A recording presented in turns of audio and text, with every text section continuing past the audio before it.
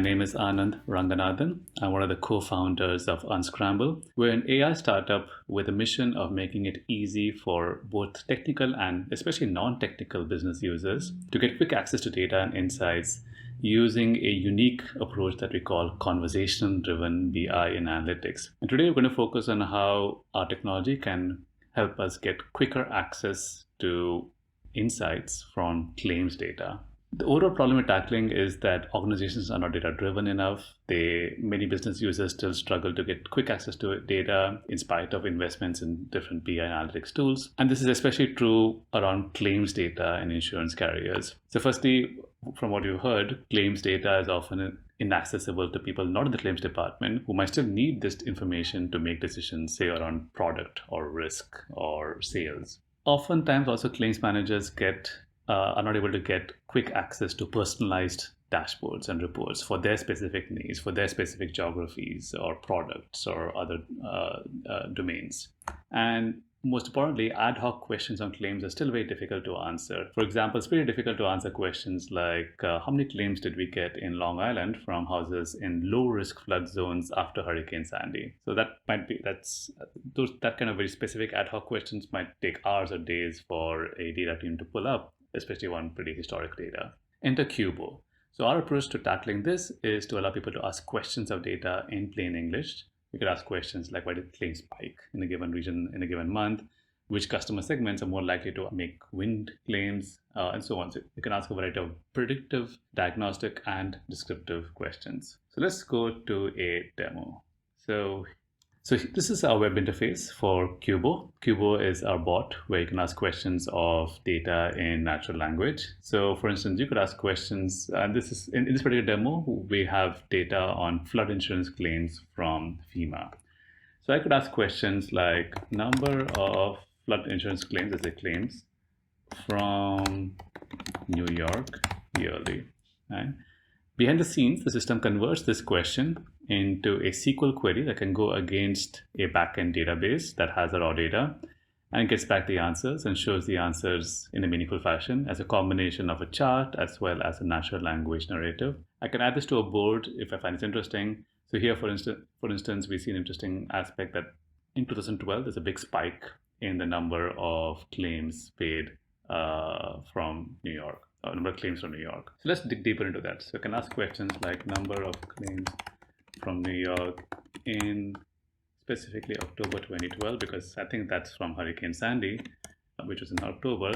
Let's see how many claims came in on a daily basis based on Hurricane Sandy. So this is based on the date of loss as reported in the claims. That's the default that we're using for the date. So here, for instance, again, we see a big spike in claims coming in based on date of loss on October 29th and October 30th. We're going to add that to the board as well. We're going to dig deeper and say by occupancy type and by flood zone, just to dig deeper into which kinds of claims, where did they come from, where were these properties located, and let me dig into that. And so one thing you notice is whenever there's ambiguity in the questions, in the way the questions could be interpreted, the system comes back with suggestions or clarifications, and the user can pick one of those. So here we see the number of claims coming in from different occupancy types, different flood zones. I can change this into a more interesting visualization, a Sankey chart. So number of claims coming in from single family homes or different flood zones. AE is high risk, X is moderate risk. So we get a quick visualization of the kinds of claims coming in. I can add that to the board as well. So that's the whole idea of the system. Let's step back a bit, maybe ask a different kind of question, say on not just number of claims, but even something like the amount paid, right, from claims.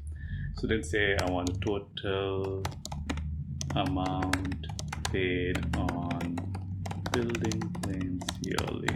So here we're looking for yearly trends in the number of in how much was paid for various building claims. So I'm going to zoom in over here, look at it as a line chart again. And we see again a big spike. 2012, 2017 all had big spikes in number of building claims. And let's now actually ask a why question. That's from the feature system. We have various kinds of machine learning analytics that can help us explain this data. So I can ask, why is the total amount paid on building claim in 2017 more than the yearly average. So slightly more complex question, not just a simple SQL query. Here's some analysis being done by the system automatically to uncover reasons for why there were so many more building claims, amount paid on the building claims in 2017. Comes back with an answer, comes back with a deeper narrative on what went on, that there was a big increase, 634% increase in the amount paid in 2017.